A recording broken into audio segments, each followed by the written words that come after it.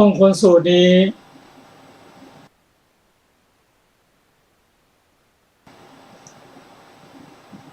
ก็เพราะมนุษย์และเทวดาต่างก็หาวิธีต่างๆมันจะทำให้ชีวิตเจริญมีความสุขเรื่องเกิดขึ้นตั้งแต่สมัยก่อนพุทธกาลแล้ว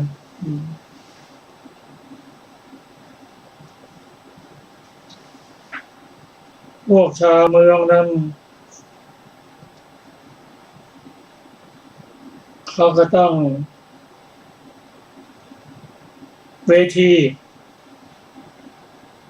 ให้บุคคลที่มีความรู้ต่างๆมาเล่ามากล่าวก็มีเรื่องที่นั้นสนใจนั่นก็คือว่าเพื่อเป็นมงคลนั้นเพื่อความเจริญรุ่งเรืองนั้นอะไรหนอก็ปุถุชนนั้นถึงจะศึกษาจะคุยกันหาทางที่เป็นมงคลก็เป็นมงคลที่ไม่สูงสุดเป็นมงคลที่มีข้อขัดแย้งเห็นด้วยบางคนก็ไม่เห็นด้วยเช่นนี้เป็นต้นอันนี้ก็เป็นสมุดก็เล่ากันมาว่าในสมัยชมพูทวีปมหาชนมาชุมนุมกันขึ้นเวทีสนทนากันใครที่พูดดีมีเหตุผลก็ได้รับสินจ้างรางวัลบางเรื่องก็ยาวกว่าจะจบก็ใช้เวลาหลายเดือนเป็น4 เดือนก็มีแต่เรื่องที่สำคัญที่สุดอะไรที่จะเป็นทางความเจริญถึงความสุขแต่ละคนก็มีเหตุผลก็บุรุษคนหนึ่งชื่อทิฏฐมงคริกะเห็นว่าการได้เห็นสิ่งที่เป็นมงคล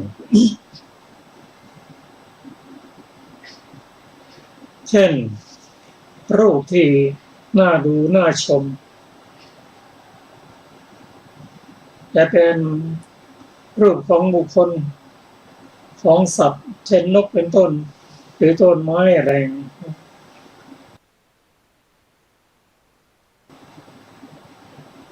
บางคนก็เห็นด้วยนะเชื่อด้วย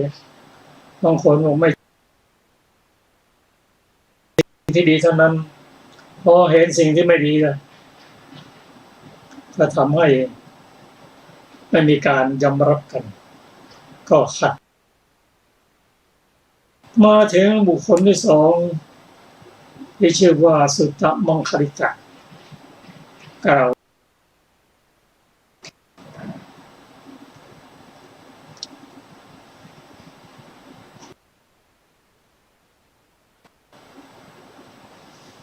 เราจะได้มงคลสุดก็คือเสียง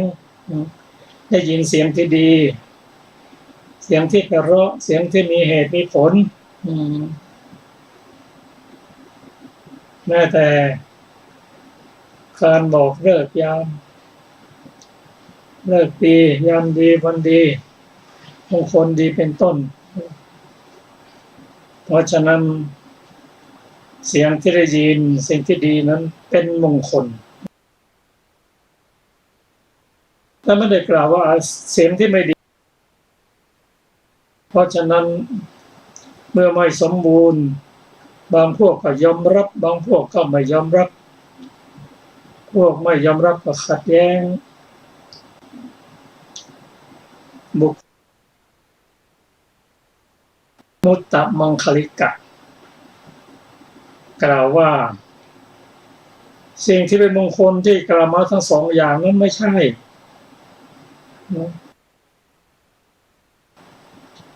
ได้สัมผัสได้ทราบต่างหาก กลิ่นรู้รสรู้สัมผัสถูกต้องนี่ละ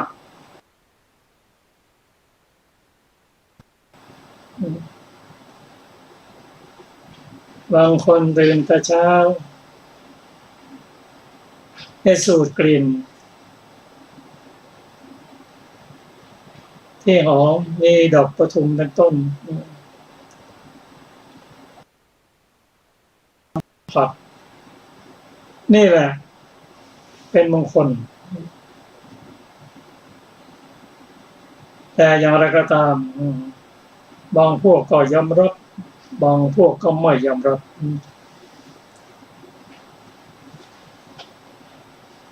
การสนทนาปราศัยกัน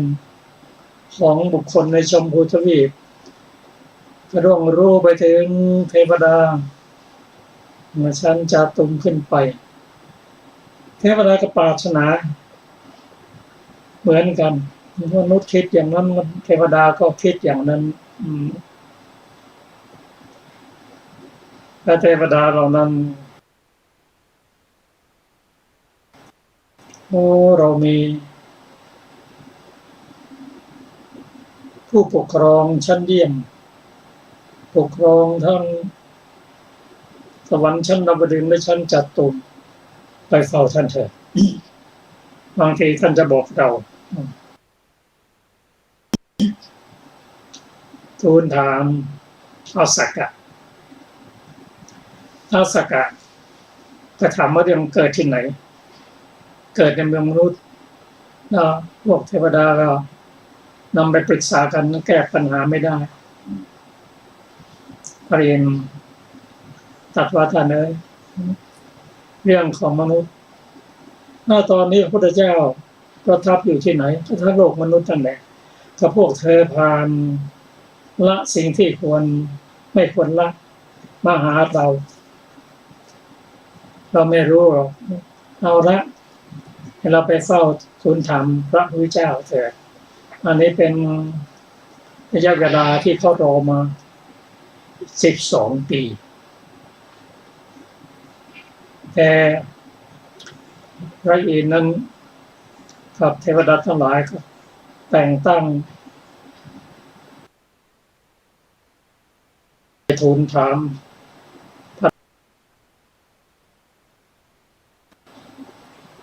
พระองค์บอกทางที่ไม่ควรไปและทางที่ควรไปเพราะพระผู้เป็นเจ้านั้นเป็นผู้ฉลาดในธรรมอย่างยิ่งในการชี้ทางนั้นพระองค์ทรงแยกว่าทางนี้ไม่ควรไปทางนั้นควรไป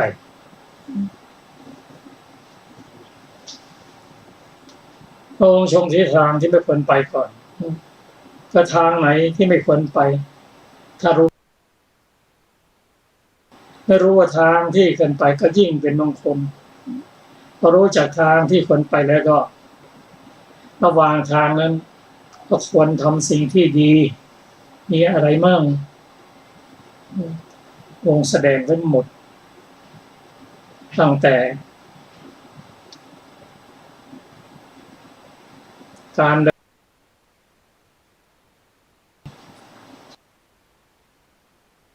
ตามความมุ่งหมายที่เราจัดไปก็จะถึงทางสวัสดีทางแห่งความเจริญนั่นประสูติสุดดีจริง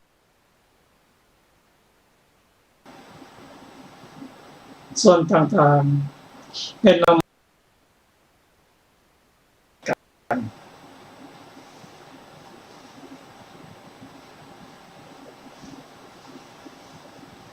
พระสูตรสุดนี้ไม่ยาวเพราะเป็นพระสูตรที่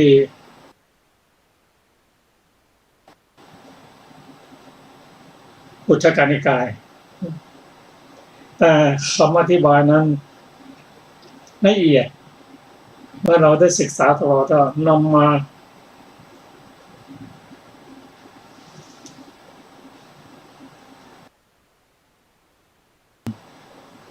ว่าคณะนี้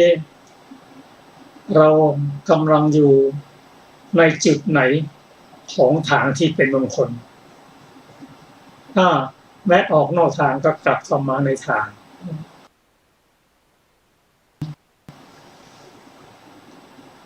ตำรับตำราสำหรับสั่งสอนบุคคลต่างๆได้ก็เราจะมาทบทวนถึงพระสูตรนี้ก่อนที่จะเข้าถึงกุจจกนิกายพอการที่ได้ฟังพระธรรมคำสอนของพระพุทธเจ้านั้นก็ถือเป็นมงคลแล้วขณะที่ฟังคำสอนของพระองค์นั้นจิตเป็นกุศลที่เป็นฝ่ายกุศลและโสภณะก็จะมารวมกันเป็นธาตุเดียวกันเป็นธาตุดีเมื่อฝ่ายเจตสิกฝ่ายดีฝ่ายกุศลเข้ามาครองใจแล้วอกุศลต่างๆก็เข้ามาไม่ได้จิตที่เป็นกุศลขณะที่ฟังนั้น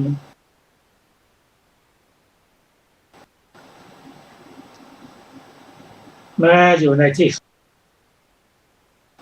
จะต้องสูญเสียชีวิตก็ตามจิตขณะนั้นเป็นกุศลเมื่อจิตเป็นบุญกุศลแล้วก็ไม่หลงทำกาละแน่นอนเราจะมาศึกษากัน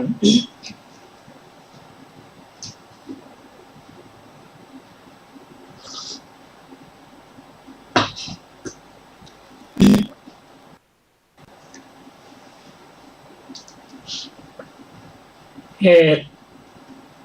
ให้ถึงความเจริญสูงสุดมี38ประการ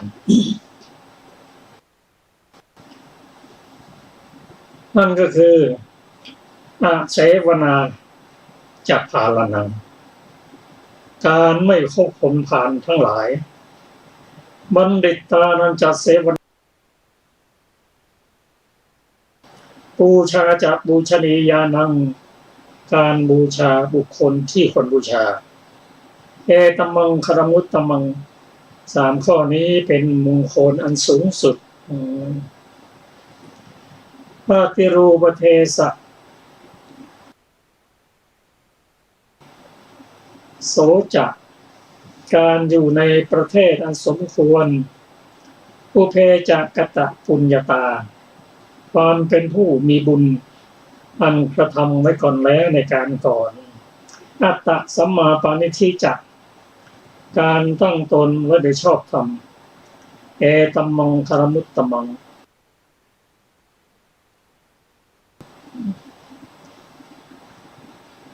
พาหูสัจจัญจะ10ปัญจความเป็นผู้เรียนรู้มากการมีศิลปะวินัยโยจะสุสิกิโตความเป็นผู้มีวินัยอันศึกษาดีแล้วสุภาษิตาชยาวาจาการกล่าวคารมุตตมัง4ข้อนี้เป็นมงคลอันสูงสุดมาตาปิตุอุปทานังการบำรุงบิดามารดาการสงเคราะห์บุตรการสงเคราะห์ภรรยาอนาคุลาจักตัมมันตาการเป็นผู้ทำงานไม่ขังค้างเอตัมมังคารมุตตัมมัง4ข้อนี้เป็นมงคลอันสูงสุดทานันจะ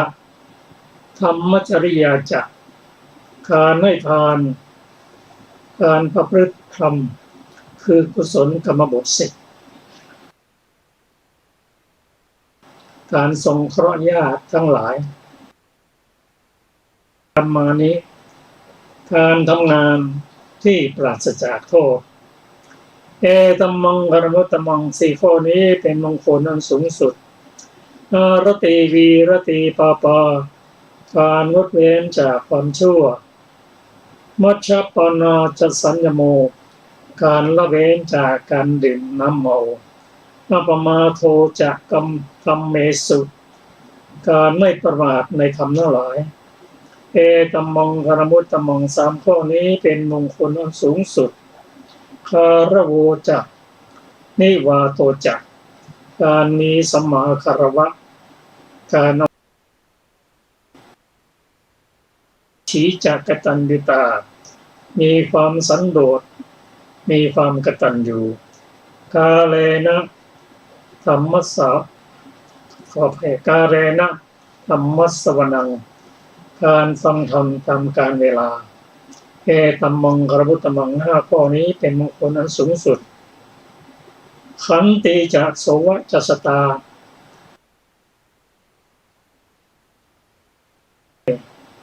สมณานันจะทัสนัง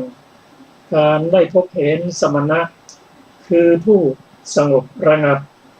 กาเลนะธรรมสากฉาการสนทนาธรรมตามกาลเวลาเอตัมมังคารมุตตัมมังสี่ข้อนี้เป็นมงคลอันสูงสุดตาจะมีความเพียรเครื่องเผากิเลสการประพฤติพรหมจรรย์อริยสัจจานัทัสสนังการเห็นอริยสัจทั้งหลายนิพพานสัจฉิกริยาจัก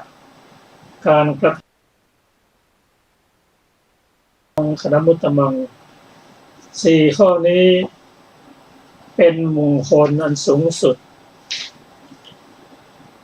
พุทธัสสะโลกธรรมเมหิจิตตังยัสสะนกัมปติจิตไม่หวั่นไหวในโลกธรรมทั้งแปด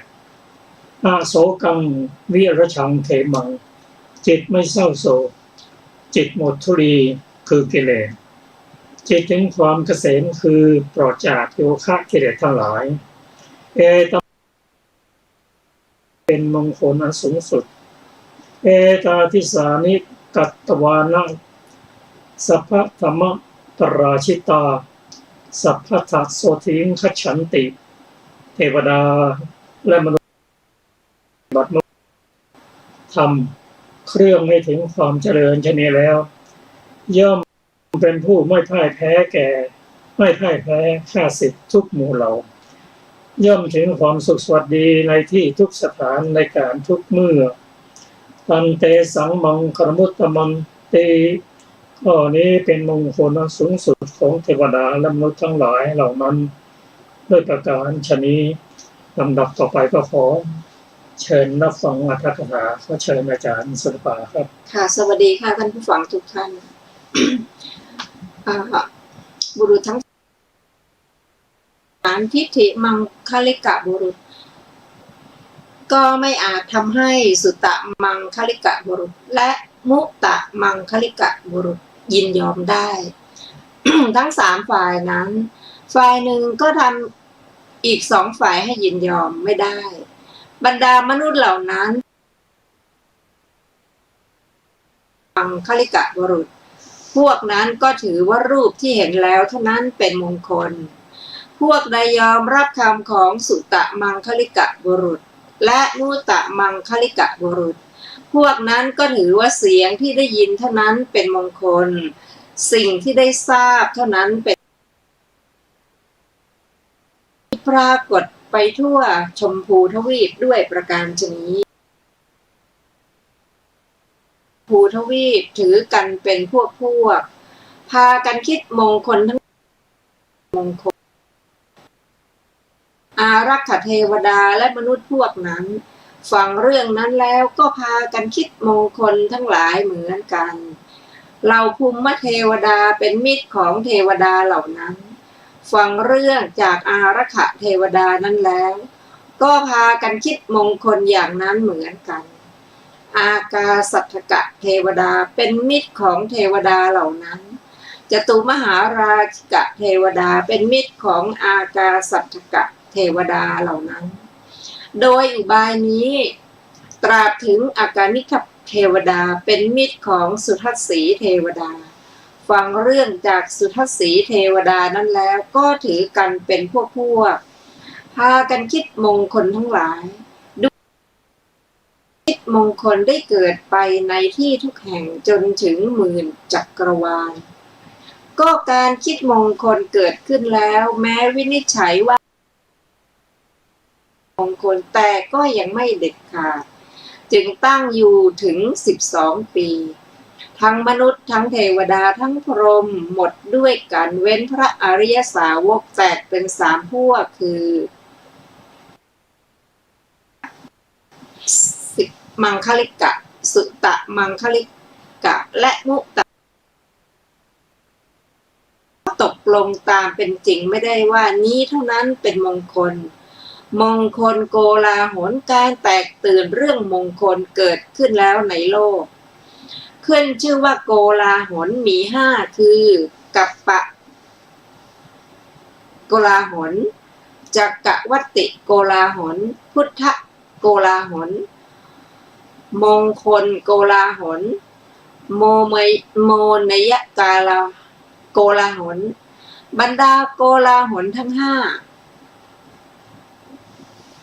นั้นวจรปล่อยศีรษะสยายผมร้องไห้เอาหัดเช็ดน้ำตา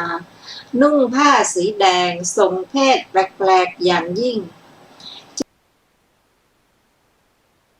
ล่วงไป100,000 ปีจักกับปรากฏ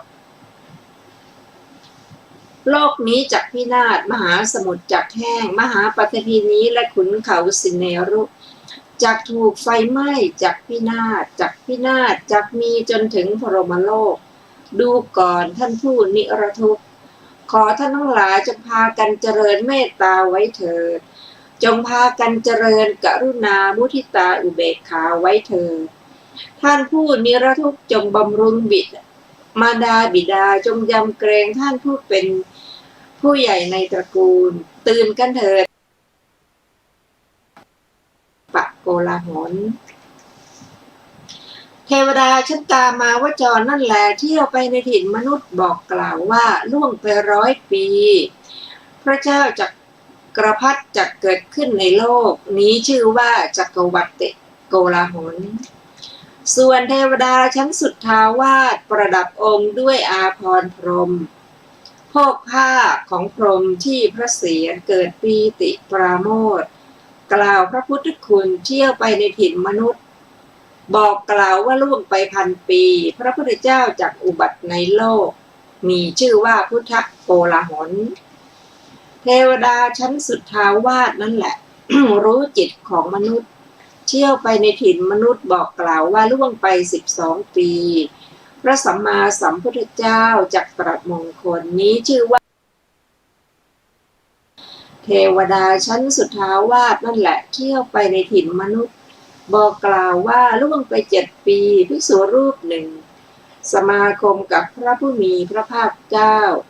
จะทูลถามโมนี้ชื่อว่าโมนยโกลาหลบรรดาโกลาหลทั้ง5นี้มงคลโกลาหลของเทวดาและมนุษย์ทั้งหลายเกิดขึ้นแล้วในโลกครั้งนั้นเมื่อเทวดาและมนุษย์ทั้งหลายพากันเลือกเฟ้นก็ยังไม่ได้มงคลทั้งหลายล่วงไป12 ปีเทวดาชั้นดาวดึงส์คบหาสมาคมกันก็ช่วยกันคิดอย่างนี้ว่าเจ้าของเรือนก็เป็นหัวหน้าของตนภายในเรือนเจ้าของหมู่บ้านก็เป็นหัวหน้าของชาวหมู่บ้านพระราชาก็เป็นหัวหน้าของมนุษย์ทั้งหลายท้าวจักกะจอมทวยเทพพระองค์นี้ก็เป็นเราคือเป็นอธิบดีของเทวโลกทั้ง2คือชั้นจาตุมหาราชและดาวดึงส์ด้วยบูญเดชอิสริยปัญญาถ้ากระไรเราจะพึงพากันไปทูลถามความข้อนี้กับท้าวสักกะจอมทวยเทพเถิดเทวดาทั้งเหล่านั้นก็พากันไปยังสำนักท้าวสักกะถวายบังคมจอมทวยเทพ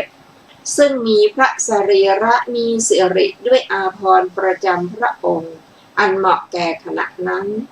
มีหมู่อัปสร250 โกฏห้อมล้อมประทับนั่งเหนือบรรทุกำพลศิลาอาสน์อันประเสริฐภายใต้ต้นปาริชัตตกะ แล้วยืนณที่ประทานพระวโรกาสพระองค์ผู้นิรทุกข์โปรดทรงทราบเถิดบัดนี้มงคลปัญหาตั้งขึ้นแล้วพวกหนึ่งกล่าวว่ารูปที่เห็นเป็นมงคลพวกหนึ่งกล่าวว่าเสียงที่ได้ยินเป็นมงคลพวกหนึ่งเป็นมงคลบรรดาท่านเหล่านั้นพวกข้าพระบาทและพวกอื่นยังไม่ได้ข้อยุติสาธุขอพระองค์โปรดทรงพยากรณ์ตามเป็นจริงแก่พวกข้าพระบาทด้วยเถิดท้าวสักทรงมีปัญหาจึงตรัสว่าเรื่องมงคลนี้เกิดขึ้นที่ไหนก่อนเล่าทูลเทวดาชั้นจาตุมมหาราชต่อจากนั้นพวกเทวดาจาตุมมหาราชก็ฟังคำของพวกอากาสัทธเทวดาพวกอากาสัทธเทวดาฟังคำของพวกภูมะเทวดาพวกภูมะเทวดาฟังคำของเทวดาผู้รักษามนุษย์พวกเทวดาผู้รักษามนุษย์กล่าวว่าเรื่องมงคลเกิดขึ้นในมนุษยโลกลำดับนั้นท้าวจอมเทวดาเหล่านั้นว่าพระสัมมาสัมพุทธเจ้าประทับอยู่ที่ไหนเทวดาทั้งหลายทูลว่าประทับอยู่ในมนุษยโลกพระเจ้าข้าตรัสถามว่าใครได้ทูลถามพระผู้มีพระภาคเจ้าพระองค์นั้นแล้วหรือทูลว่าไม่มีใครพระเจ้าข้าตรัสว่าดูก่อนท่านผู้นิรทุกข์ทำไมหนอท่านทั้งหลายจึงมาทิ้งดวงไฟเสียแล้วมาตามไฟต่อจากแสงหิ่งห้อยด้วยเหตุไรท่านทั้งหลายจึงมาล่วงเลยพระผู้มีพระภาคเจ้าผู้ทรงแสดงมงคลไว้ไม่เหลือเสียเล่าอย่างเข้าใจว่าควรจะได้ถามเรามาเถิดเราจะทูลถามพระผู้มีพระภาคเจ้าพระองค์นั้นพวกเราคงจะได้การพยากรณ์ปัญหาอันมีสิริแน่แท้จึงมีเทวโองการใช้เทพบุตรองค์หนึ่งว่าท่านจงไปทูลถามพระผู้มีพระภาคเจ้าเถิดเทพบุตรองค์นั้นแต่งองค์ด้วยเครื่องอลังการอันเหมาะแก่ขณะนั้นรุ่งโรจน์ดุจสายฟ้าแลบมีหมู่เทพแวดล้อมไปยังพระเชตวันมหาวิหารถวายบังคมพระผู้มีพระภาคแล้วยืนณที่สมควรส่วนหนึ่งเมื่อทูลถามมงคลปัญหาจึงกล่าวเป็นคาถาว่าพระหูเทวามนุสาจะเป็นต้นนี้เป็นมูลเหตุเกิดมงคลปัญหาต่อไปเป็นหัวข้อว่าพรรณนาคาถาว่าพระหูเทวาบัดนี้จะพรรณนาความแห่งบทคาถาศัพท์ว่าพระหูแสดงจำนวนไม่แน่นอนด้วยเหตุนั้นท่านจึงอธิบายว่าหลายร้อยหลายพันหลายแสนชื่อว่าเทวะเพราะเล่นอธิบายว่าเล่นกับกามคุณห้าหรือโชติช่วงด้วยสิริของตนอีกในหนึ่งบทว่าเทวาได้แก่เทพทั้งสามคือสมมุติเทพอุปติเทพและวิสุทธิเทพเหมือนอย่างที่ท่านกล่าวไว้ว่าบทว่าเทวาได้แก่เทพสามคือ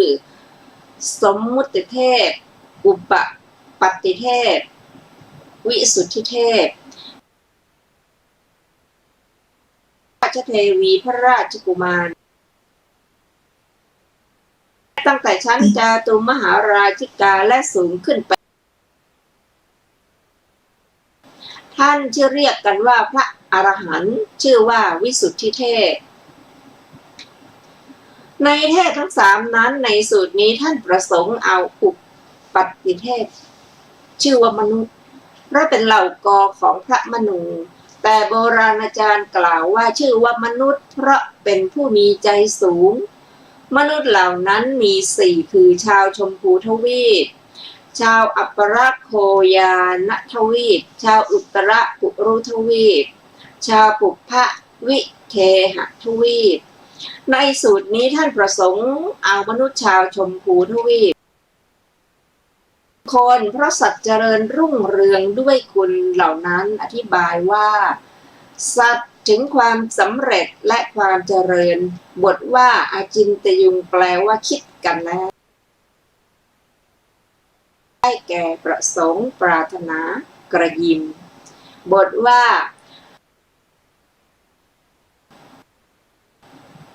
ความสวัสดีท่านอธิบายว่าความที่ทำทั้งหลายอันเป็นไปในปัจจุบันและภายภาคหน้าทุกอย่างสวยดีงามบทว่าพรูหิได้แก่แสดงประแรกทำให้ง่ายบทว่ามังคลังได้แก่เหตุแห่งความสำเร็จเหตุแห่งความเจริญเหตุแห่งสมบัติทุกอย่างบทว่าอุตตมังได้นำประโยชน์สุขมาให้โลกทุกปวงดังกล่าวมานี้เป็นการพรรณนาตามลำดับบทแห่งคาถาทั้งหลายส่วนความรวมมีดังนี้จักรวาลจุ่มนุมกันในจักรวาลนี้เพราะอยากจะฟังกันเนรมิตอัตภาพอันละเอียด10บ้าง20บ้าง30บ้าง40บ้าง50บ้าง60บ้าง70บ้าง80บ้างขนาดทรายขนหนึ่งยืนห้อมล้อมพระผู้มีพระภาคเจ้าซึ่งประทับนั่งเหนือพุทธรัศมีครอบงำเทวดามารพรหมทั้งหมดด้วยพระสิริและพระเดชและยังรู้ปริวิตกแห่งใจแห่งเหล่ามนุษย์ชาวชมพูที่ไม่ได้มาประชุมในสมัยนั้นด้วยใจตนเองกล่าวคาถาว่าเพื่อถอนลูกศรคือความสงสัยของเทวดาและมนุษย์ทั้งปวงว่าเทวดาและมนุษย์เป็นอันมากปรารถนาความสวัสดีจึงพากันคิดมงคลทั้งหลายขอพระองค์โปรดตรัสบอกมงคลด้วยเถิดพระเจ้าข้าแต่พระผู้มีพระภาคเจ้าพระองค์เป็นผู้ซึ่งข้าพระองค์ทูลถามแล้วโดยอนุมัติของเทวดาเหล่านั้นและคนอันใดเป็นอุดมสูงสุดเพราะนำมาซึ่งประโยชน์สุขแก่ข้าพระองค์หมดด้วยกันโปรดอาศัยพระกรุณาตรัสบอกมงคลอันนั้นแก่ข้าพระองค์ทั้งหลายแลพรรณนาคาถาว่าอาเสวนาจักพระผู้มีพระภาคเจ้าทรงสดับคำของเทพบุตรนั้นแล้วอย่างนี้แล้วจึงตรัสพระคาถาว่าอาเสวนาจักพาคาถานั้นบทว่าอาเสวนาได้แก่การไม่คบไม่เข้าไปใกล้บทว่าพาลานังความว่าชื่อว่าพานเพราะเป็นอยู่หายใจได้เป็นอยู่โดยเพียงหายใจเข้า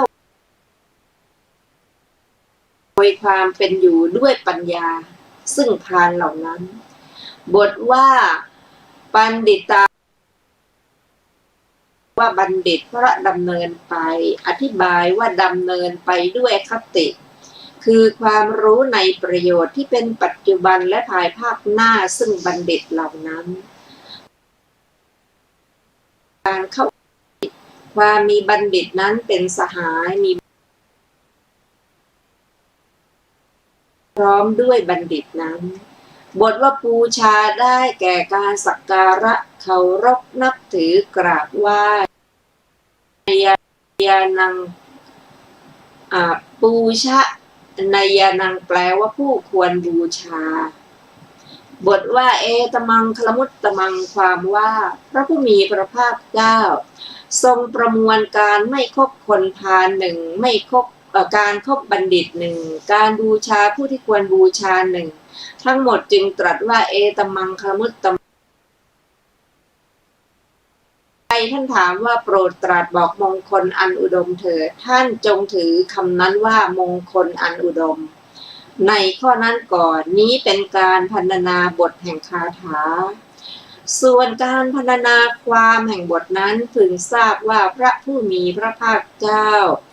ทรงสดับคำของเทพบุตรนั้นอย่างนี้แล้วจึงตรัสพระคาถานี้ว่าอาเสวนาจะพาลานังเป็นต้น ในคาถานั้นคาถามีสี่คือปุจจิตคาถาอปุจจิตคาถาสานุสันธิกะคาถาอนะนุสันธิกะคาถาบรรดาคาถาทั้งสี่นั้นคาถาที่ทรงถูกพูดถามแล้วจึงตรัสชื่อว่าปุจฉิตคาถาได้ในประโยคเป็นต้นอย่างนี้ว่าปุจฉามิตังโคตมะภูริปัญญะกะถังกโรสาวโกสาธุขวางดังแผ่นดินข้าพเจ้าขอถามว่าสาวกทำอย่างไรจึงเป็นคนดีตัวมาริสะโอคมะตริท่านผู้นิรทุกข์ท่านข้ามโอคะอย่างไรเล่าหนอคาถาที่พระองค์ไม่ได้ถูกถามแต่ตรัสโดยพระอัธยาศัยของพระองค์เองชื่อว่าอปุจฉิตคาถา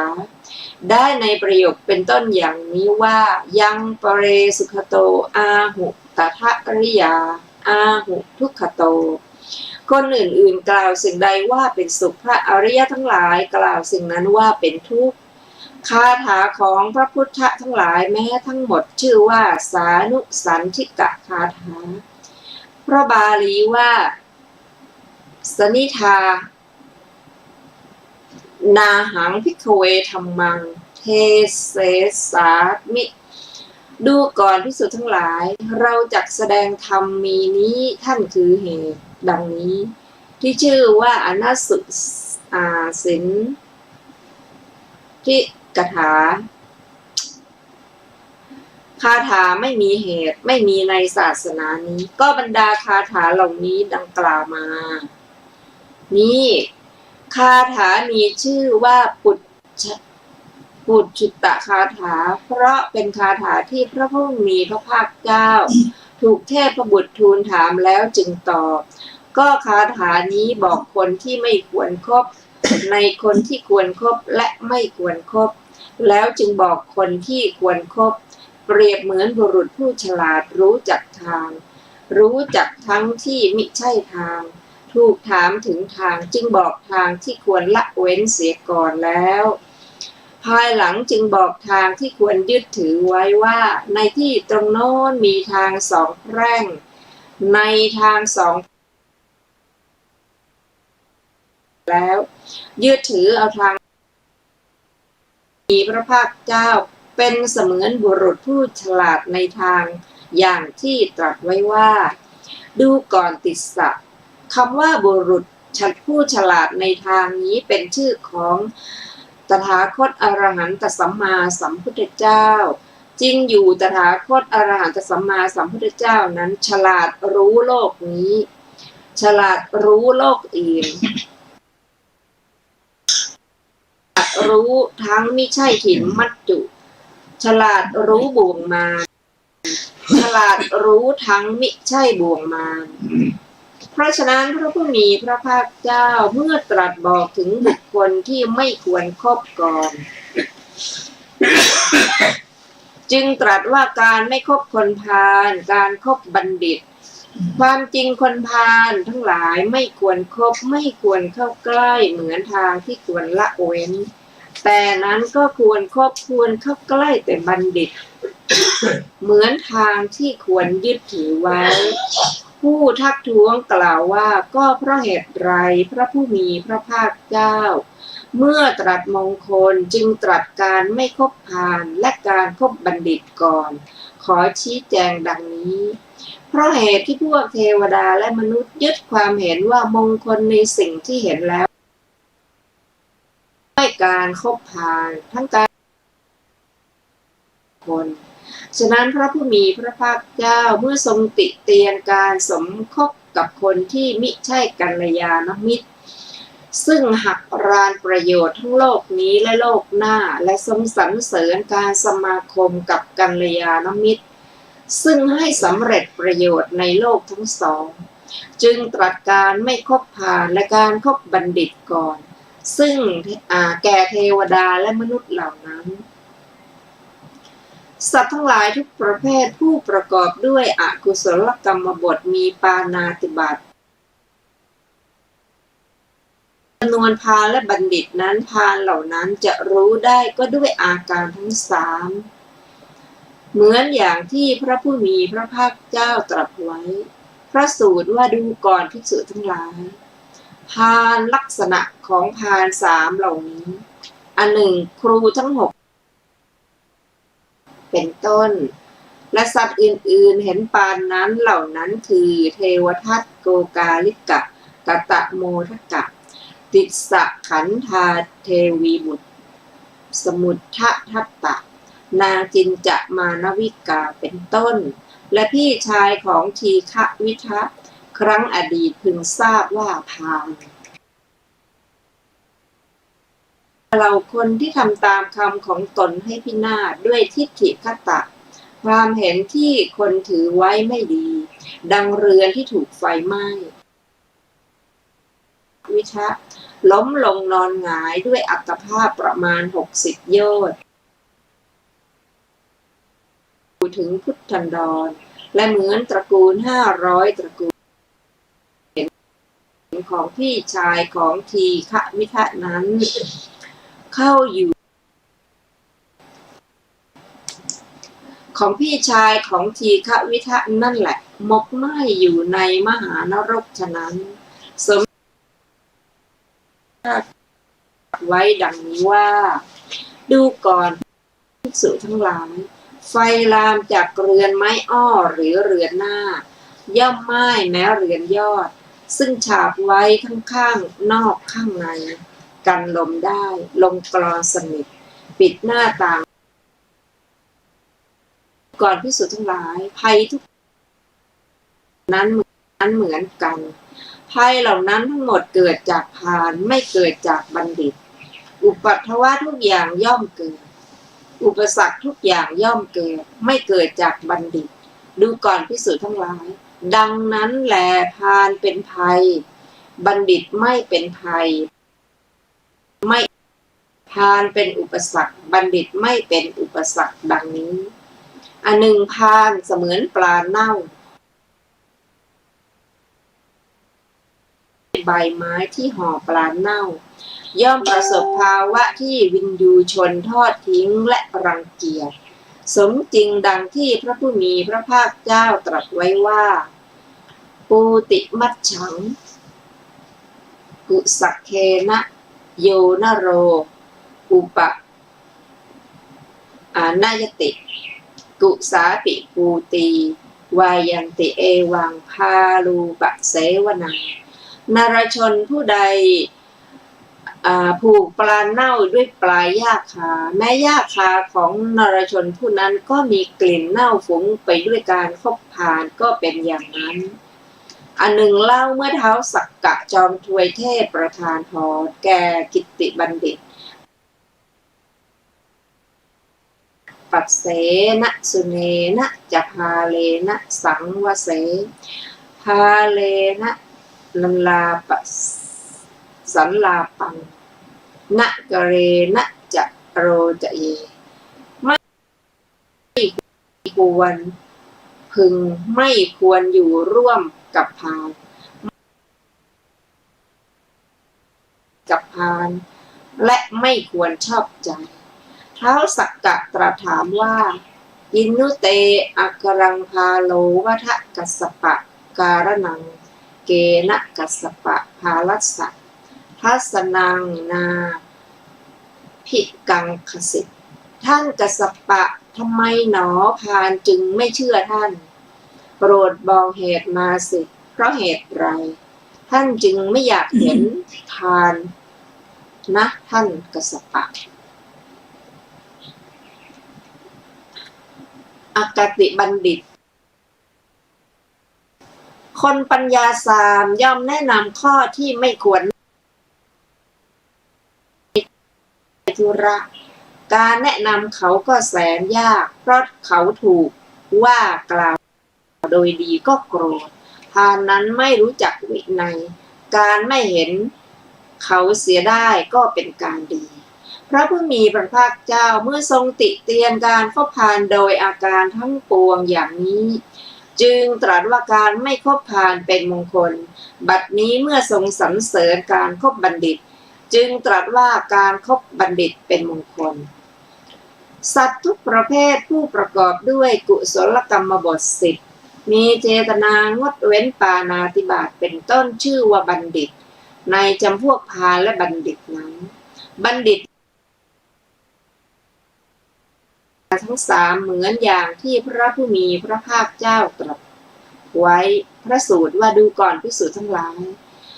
บัณฑิตลักษณะของบัณฑิตเหล่านั้นอันหนึ่งพระพุทธเจ้าพระปัจเจกกับพุทธเจ้าพระอสีติมหาสาวกและสาวกอื่นของพระตถาคตและบัณฑิตมีสุนเนตศาสดามหาโควินทศาสดาพระวิทูลบัณฑิตสรพังคดาบทพระมโหสถสุตโสมบัณฑิตพระเจ้านิมิราชอโยครกุมารและอกิตติบัณฑิตเป็นต้นพึงทราบว่าบัณฑิตเหล่านั้นเป็นผู้สามารถกำจัดภัยอุปัฏฐวะและอุปสรรคได้ทุกอย่างแก่พวกที่ทำตามคำของตนประหนึ่งป้องกันได้ในเวลามีภัยประหนึ่งดวงประทีปในเวลามืดประหนึ่งได้ข้าวน้ำเป็นต้นในเวลาถูกทุกข์มีหิวกระหายเป็นต้นครอบงำจริงอย่างนั้นอาศัยพระตถาคตพวกเทวดาและมนุษย์นับไม่ถ้วนประมาณไม่ได้พากันบรรลุธรรมที่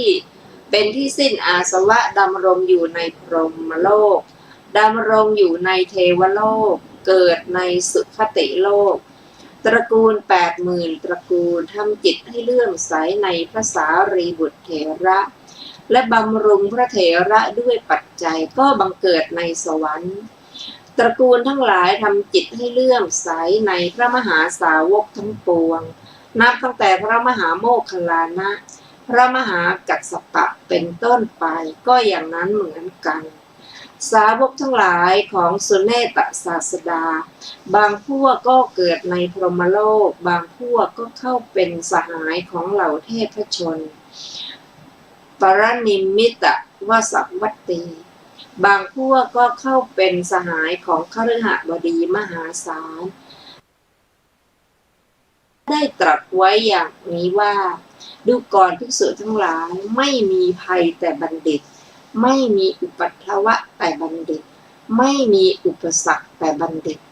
อันหนึ่งบัณฑิตเสมือนของหอมีกฤษณาและดอกไม้เป็นต้นคนผู้คบบัณฑิตก็เสมือนห่อด้วยใบไม้ที่ห่อของหอมีกฤษณาและดอกไม้เป็นต้นยังประสบภาวะที่วินยูชนชมเชยและพอใจ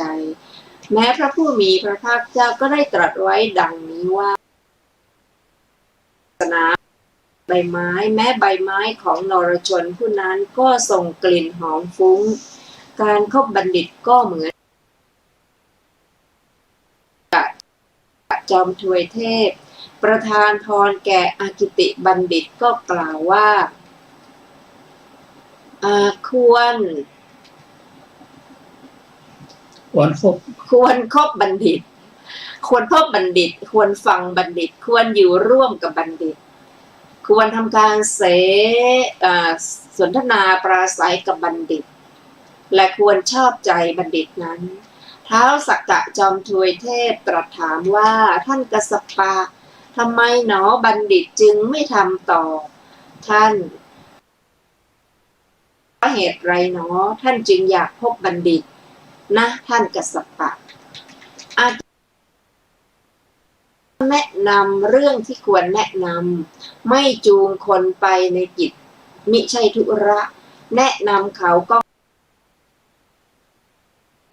กล่าวโดยดีก็ไม่โกรธบัณฑิตนั้นรู้วินัยสมาคมกับบัณฑิตนั้นได้เป็นการดีพระผู้มีพระภาคเจ้าเมื่อทรงสรรเสริญการคบบัณฑิตโดยธรรมทั้งปวงอย่างนี้จึงตรัสว่าการคบบัณฑิตเป็นมงคลบัดนี้เมื่อจะทรงสรรเสริญการบูชาเป็นผู้ควรบูชาโดยลำดับ ด้วยการไม่คบพาลและการคบบัณฑิตนั้นจึงตรัสว่าปูชาจะปูชนยานังมังคลังการบูชาผู้ที่ควรบูชาเป็นมงคลพระผู้มีพระภาคเจ้าชื่อว่าปูชนียะเพราะทรงเว้นจากโทษทุกอย่างและพระทรงประกอบด้วยคุณทุกอย่างและภายหลังจากนั้นก็พระปัจเจกพุทธเจ้าพระอริยสาวกทั้งหลายชื่อว่าปูชนียะจริงอยู่การบูชาปูชนียบุคคลเหล่านั้นแม้เล็กน้อยก็เป็นประโยชน์สุขตลอดกาลยาวนานในข้อนี้มีเรื่องนายสุมนมาลาการและนางมัลลิกาเป็นต้นเป็นตัวอย่างเรื่องเดียวพอเป็นตัวอย่างความว่าเช้าวันหนึ่งพระผู้มีพระภาคเจ้าทรงอันตรสาวาจีวรเสด็จเข้าไปบิณฑบาตยังกรุงราชคฤห์ขณะนั้นนายช่างดอกไม้ชื่อสุมนมาลาการกำลังเดินถือดอกไม้สำหรับพระเจ้าพิมพิสารจอมทัพมคธได้เห็นพระผู้มีพระภาคเจ้าเสด็จถึงประตูกรุงผ่องใสน่าเลื่อมใสประดับด้วยพระมหาปุริสลักษณะ32ประการรุ่งเรืองด้วยพระพุทธสิริครั้นเห็นแล้วเขาก็คิดว่าพระราชาสำรับดอกไม้แล้วก็จะพึงอันนั้นก็จะพึงเป็นความสุขเพียงโลกนี้เท่านั้นแต่การบูชาพระพุทธเจ้าย่อมจะมีผลประมาณไม่ได้นับไม่ถ้วนนำประโยชน์สุขมาให้ตลอดการยาวนานเอาเถิดจำเราจะบูชาพระผู้มีพระภาคเจ้าด้วยดอกไม้เหล่านั้นดังนี้เขามีจิตเลื่อมใสจับดอกไม้กำหนึ่งเวียงไปเฉพาะพระพักตร์พระผู้มีพระภาคเจ้าดอกไม้ทั้งหลายไปทางอากาศประดิษฐานเป็นเพดานดอกไม้อยู่เหนือพระผู้มีพระภาคเจ้านายมาลาการเห็นอานุภาพนั้นก็มีจิตเลื่อมดอกไม้ไปอีกกำหนึ่งแม้ดอกไม้เหล่านั้นก็ไปประดิษฐาน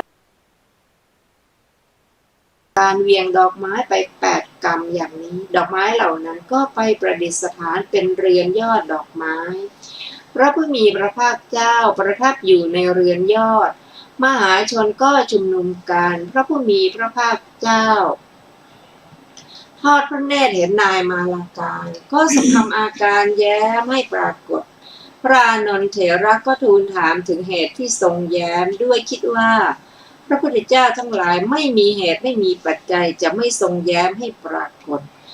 พระผู้มีพระภาคเจ้าตรัสว่าอานนท์ท่องเที่ยวไปในเทวดาและมนุษย์แสนกับด้วยอานุภาพของการบูชานี้แล้วในที่สุดก็จะเป็นพระปัจเจกกับพระพุทธเจ้านามว่าสุมาณิสระตรัสจบก็ได้ตรัสพระคำถามเพื่อทรงแสดงธรรมว่าบุคคลทำธรรมใด แล้วไม่เดือดร้อนภายหลัง